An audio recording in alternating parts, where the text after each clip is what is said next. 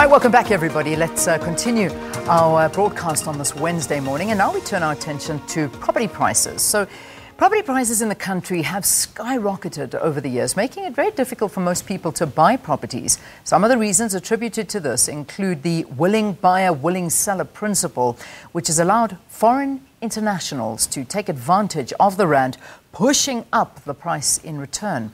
Interestingly, last week, New Zealand actually passed a law banning foreigners from buying into most parts of its residential property market as the government seeks to bring down the house prices.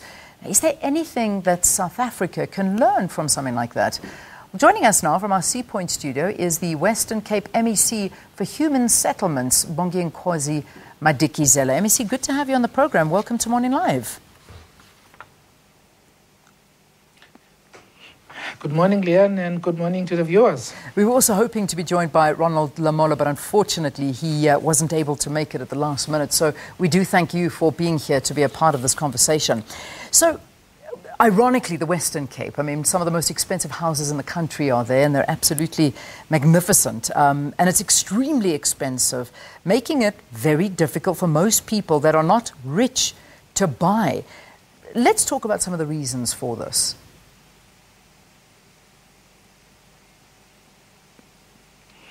Well, I think it's market dynamics, Leanne, as you said. It's supply and demand, and I think more and more people are seeing Cape Town as the destination to invest. And so I think that's what is pushing property prices up. I think what we can do as government is to use our own properties to make sure that we are able to house the poor, those who cannot afford to buy these properties. And we know that the biggest topic currently in South Africa is the land and property ownership. I mean, it's interesting that you are talking about New Zealand because that particular law has unintended consequences now because it is not passed yet, and more foreigners are rushing to buy the properties before the law is actually passed. So those are other dynamics in this whole debate. Yeah. I imagine so. But I mean, if you take an example of property prices within the city of Cape Town and some of the affluent areas, I can imagine the same can be said for some of these properties that are going for hundreds of millions or tens of millions of rands, and a lot of them are owned by foreigners who have foreign currencies. The same goes for some of the different sort of hotels and establishments like that within the city of Cape Town that are owned by foreigners, and it makes it much easier for them with the depreciation of our currency. I'm sure you would agree with that.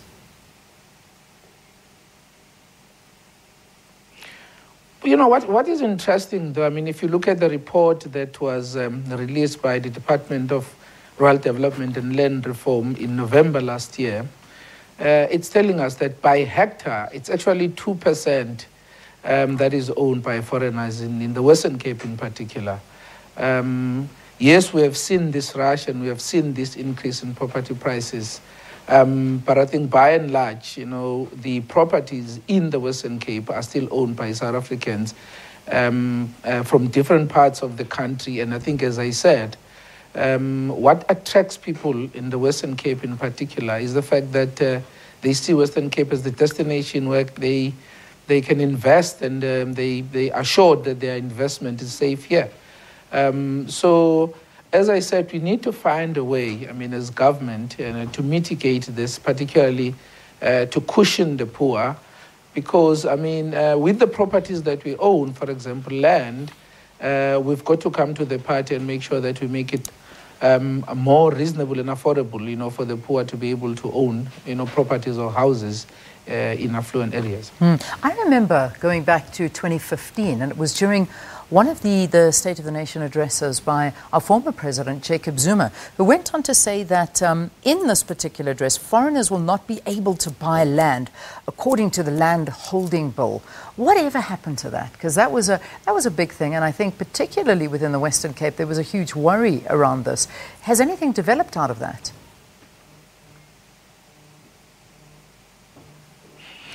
Well, that was what the president said during the State of the Nation address, and it's part of the many things that he said. We are yet to see the development of that particular bill. Surely people will be able to comment.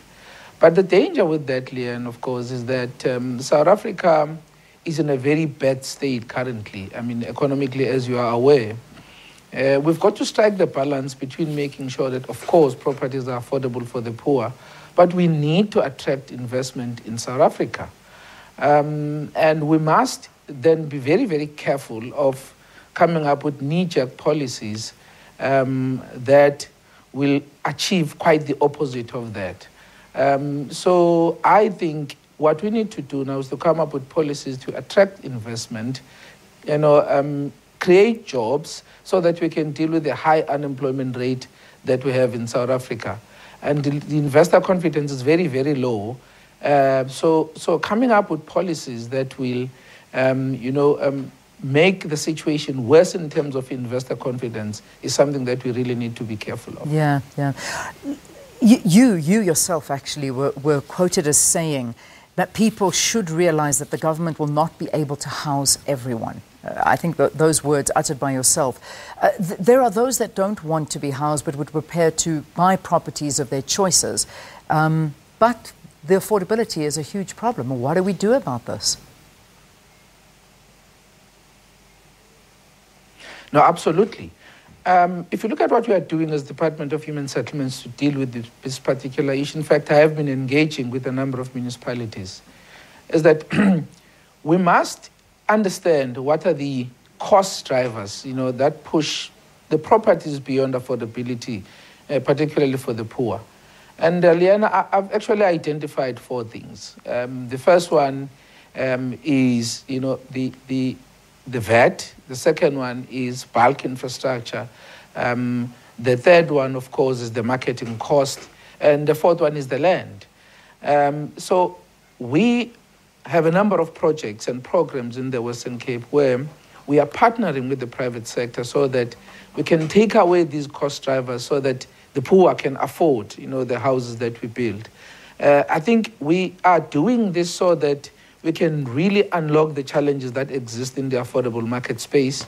And I think a lot has been done, as far as that is concerned. So those are the things that we can do so that more and more people can become homeowners in the Western Cape. Yeah, and that's the thing. I mean, the reality to become a homeowner is also becoming more and more impossible with banks refusing to give loans. And we can understand it to a certain extent because it is difficult to repay these loans, but to qualify for a loan has become almost impossible. And, you see particularly the differentiation in class when you arrive in the Western Cape. I mean, you have got the biggest, best mansions that, one would find in the world in Cape Town, in Camps Bay, Bantry Bay, all these magnificent areas.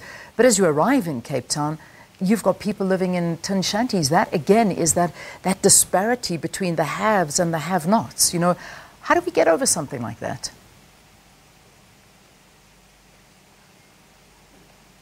Another interesting thing, Leanne, about that is that we did our own study as the Department of Human Settlements, particularly in those areas where there are a number of shacks.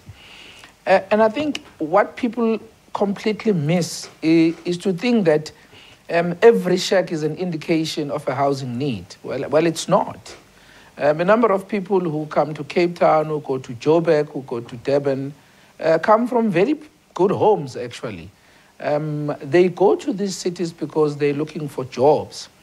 And some of the people in those areas, if you look at their expenditure pattern, in fact, because it's part of the study that we did, you'll find that there are some of the items in terms of furniture that you yourself don't even have, Leanne. Every second shack in most of these areas has a DSTV. They have gadgets or cell phones that you can't even afford. I think what we need to do here is to get the priorities right. Because the point that I was making, that government cannot sustain, giving houses for free, is that we really need to work on the mindset of people so that they can invest, in the right areas. If you look at the saving culture, in South Africa, particularly in those areas, Africa Search did a study in 2013, 2014. And then it was discovered that people in that informal sector are actually saving more than 44 billion rands a year through stokvels, through burial societies. And I think that is the capital right there. So this notion that government must do everything and people must be passive recipients, it's something that needs to change. And we can certainly, tap into that, strong saving culture, and also tap into the mindset of people so that we really partner with people in order to provide homes. All right, we've got to leave it there for this morning, but I think it's a good start to a conversation that needs to be taken forward. Joining us in our Cape Town studios, Western Cape MEC for Human Settlements, Bonginkosi Madikizela. Let us take a break. We'll be back after this. Stay tuned.